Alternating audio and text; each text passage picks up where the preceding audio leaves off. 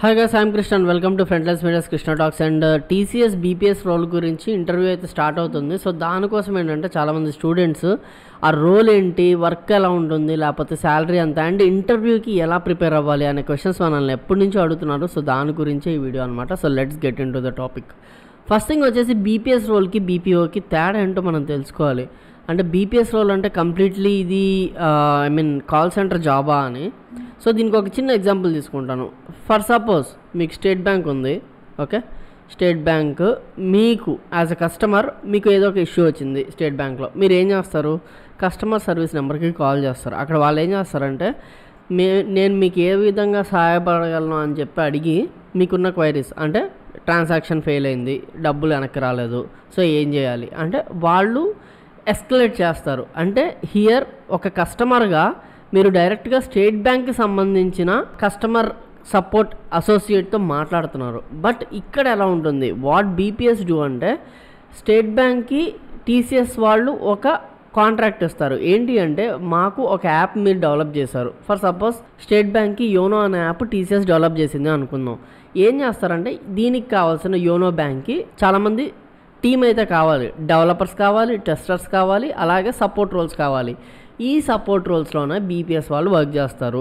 For suppose ఏదైనా issue వచ్చింది YONO యాప్లో, ఒక ఎస్బీఐ బ్యాంకు సంబంధించిన వ్యక్తి కాల్ చేస్తాడు, భయ్యా ఈ యాప్లో పలానా బటన్ అనేది పనిచేయట్లేదు, లేకపోతే పలానా ఆప్షన్ పనిచేయట్లేదు, మీరు దీన్ని ఎస్కలేట్ చేయండి అంటారు.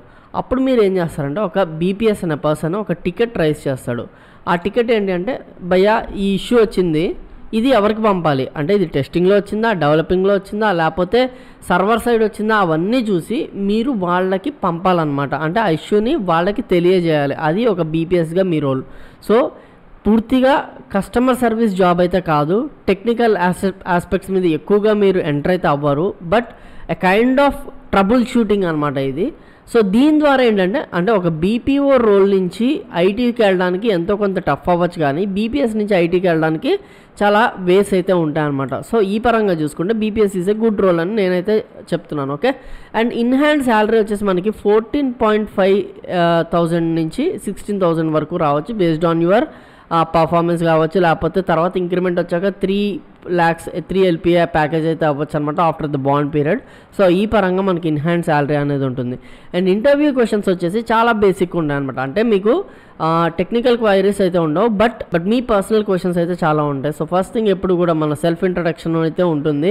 సో ఈ సెల్ఫ్ ఇంట్రడక్షన్ కోసం మీకు అందరూ తెలిసిందే, చాలా ఫేమస్ మన సెల్ఫ్ ఇంట్రడక్షన్. #FLM_SD అనే ట్యాగ్ మీరు ఇన్స్టాగ్రామ్లో సెర్చ్ చేస్తే మీకు ఈ సెల్ఫ్ ఇంట్రడక్షన్ అని వచ్చేస్తుంది. ఒకవేళ మీ స్కిల్స్ ఏంటి అని అడగచ్చు. స్కిల్స్ ఏంటి అంటే as a non technical person మీకు స్కిల్స్ ఏముంటాయంటే ఎక్సెల్ కానీ, లేకపోతే మైక్రోసాఫ్ట్ మాడ్యూల్స్ కానీ, ఇవన్నీ నాకు వచ్చు, I have worked on that అని చెప్పచ్చు. లేదా మీరు బీకామ్ కంప్యూటర్స్ కానీ వేరే ఏదైనా బ్రాంచ్ రిలేటెడ్ టు ఐటీ ఉంటే దాంట్లో వర్క్ చేశాను కాబట్టి నాకు ఐటీ రిలేటెడ్ స్టఫ్ కూడా తెలుసు, నాకు ఇంకా బెటర్గా పర్ఫామ్ చేయగలను అని చెప్పచ్చు. లేదా ఆపరేటింగ్ సిస్టమ్ మీద నాకు అవగాహన ఉంది అని చెప్పచ్చు, అంటే విండోస్ కానీ లైనక్స్ మీద కానీ నాకు అవగాహన ఉంది అనేది కూడా చెప్పచ్చు అనమాట. నెక్స్ట్ వచ్చేసి మీకు బేసిక్గా అడిగేవి హెచ్ఆర్ క్వశ్చన్స్. అంటే ఇంకా టెక్నికల్ క్వశ్చన్స్ మోస్ట్లీ అడగరు, అండ్ ఎందుకంటే ఇది బీపీఎస్ రోల్ కోసం కాబట్టి. హెచ్ఆర్ క్వశ్చన్స్ అంటే వై టీసీఎస్లో ఎందుకు జాయిన్ అవ్వాలనుకుంటున్నావు, బీపీఎస్ రోల్ ఎందుకు తీసుకుందాం అనుకుంటున్నావు అని అడగచ్చు అనమాట. So you have to justify everything. BPS రోల్లో గ్రోత్ ఉంటుంది, లేకపోతే నాకు ఇది ఇంట్రెస్ట్ అని కాకుండా డిప్లొమాటిక్ క్వశ్చన్స్. అంటే యాజ్ ఎ బిగినర్ నాకు ఈ రోల్ అనేది నేను బెటర్గా పర్ఫామ్ చేయగలను, అండ్ ఫర్దర్గా నా యొక్క స్కిల్స్ అనేవి డెవలప్ చేసుకుని టీసీఎస్లోనే ఒక బెటర్ పొజిషన్కి నేను వెళ్దాం అనుకుంటున్నాను, and as a entry level position నాకు ఇది చాలా యాప్ట్ అని నేను అనుకుంటున్నాను అని అయితే మీరు చెప్పచ్చు. అండ్ నెక్స్ట్ వచ్చేసి వర్క్ లొకేషన్ రీలొకేట్ అవ్వగలరా, ఓకే, రీలొకేషన్ గురించి అడగచ్చు. అండ్ డే నైట్ షిఫ్ట్స్ ఓకేనా, అండ్ 24/7 వర్క్ చేయాల్సి వస్తే ఓకేనా, లేకపోతే ఇంకా రీలొకేషన్ గురించి ఈ లొకేషన్కి వెళ్తే ఓకేనా, వర్క్ ఫ్రమ్ హోమా వర్క్ ఫ్రమ్ ఆఫీసా, ఏది మీకు ఓకే అంటే మీరు అన్నిటికీ కూడా డిప్లొమాటిక్ క్వశ్చన్. అంటే వర్క్ ఫ్రమ్ హోమే కావాలి అని చెప్పకూడదు, వర్క్ ఫ్రమ్ ఆఫీసే కావాలి అని చెప్పకూడదు.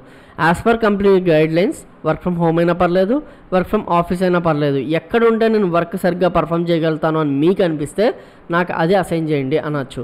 అండ్ రీలొకేట్ అవుతారా అంటే అవ్వను అని చెప్పకూడదు, అవుతాను అని చెప్పాలి. ఒకవేళ మీకు ఖచ్చితంగా కన్సర్న్స్ ఉన్నాయంటే అంటే కంపెనీకి నేను వర్క్ ఫ్రమ్ ఆఫీస్ చేస్తే చాలా ఉపయోగం అనిపిస్తే నేను ఎక్కడికి వెళ్ళడానికైనా సిద్ధం అని అయితే మీరు చెప్పొచ్చు అనమాట. నెక్స్ట్ వచ్చేసి హెచ్ఆర్ రిలేటెడ్ అంటే సిచ్యువేషన్ బేస్డ్ క్వశ్చన్స్. అంటే మీకు ఏదో ఒక వర్క్ అసైన్ చేస్తాం, అది టైం కావలేదు, ఆ టైం కావనప్పుడు మీరు ఎవరిని అప్రోచ్ అవుతారు, లైక్ మేనేజర్నా లేకపోతే మీరే ఓన్ డెసిషన్ తీసుకుంటారా, ఇలాంటివి. అప్పుడు మీరు ఏం చెప్పచ్చు అంటే యాజ్ ఏ ఫ్రెషర్ నేను ఏదైనా వర్క్ నాకు అసైన్ చేసి అది నేను చేయలేకపోతే యాజ్ ఎ ఫ్రెషర్గా నేను మేనేజర్ని అప్రోచ్ అవుతాను. అండ్ ఎక్స్పీరియన్స్ పెరిగే కొద్దీ ఆ ఇష్యూని నా టాలెంట్తో నేనే సాల్వ్ చేసుకునే పొజిషన్కి నేను త్వరగా రీచ్ అయ్యి మేనేజర్కి లేకపోతే ఎవరికి కూడా బర్డెన్ క్రియేట్ చేయకుండా ఆ టాస్క్ అనేది కంప్లీట్ చేయగలను అనేది మీరు చెప్పొచ్చు అనమాట. అండ్ ఇలాంటి interview questions like HR questions మన దగ్గర చాలా ఉన్నాయి. ఆ క్వశ్చన్స్ అన్నీ కూడా మీకు ఒకసారి స్క్రీన్ మీద చూపిస్తాను, మీరు చూడండి ఒకసారి. సో గూగుల్లోకి వెళ్ళి ఫ్రంట్లైన్స్ మీడియా హెచ్ఆర్ క్వశ్చన్స్ అని కొడితే వచ్చేస్తాయి అనమాట. చూసారా, ఫస్ట్ లింకే మీకు వస్తుంది. So most probably Frontlines media HR questions అంటే 15 హెచ్ఆర్ క్వశ్చన్స్ అనేవి మీకు వచ్చేస్తాయి. సో ఆ హెచ్ఆర్ క్వశ్చన్స్ కనుక మీరు క్లిక్ చేస్తే ఇక్కడ వాటి ఆన్సర్స్తో సహా అన్నీ ఉంటాయన్నమాట. ఈ లింక్ని నేను డిస్క్రిప్షన్లో కూడా పెడతాను. సో మీరైతే ఇంటర్వ్యూకి వెళ్ళే ముందు ఇవన్నీ కూడా నేర్చుకొని చూసుకొని ద బెస్ట్ ఆన్సర్ని చూస్ చేసుకొని మీరు ఇంటర్వ్యూకి వెళ్ళి కాన్ఫిడెంట్గా ఆన్సర్ చేశారనుకోండి 100% మీకు జాబ్ అనేది వస్తుందన్నమాట. I have no doubt about it అనమాట. So this is about today's topic and I'm Krishna signing off. Thank you.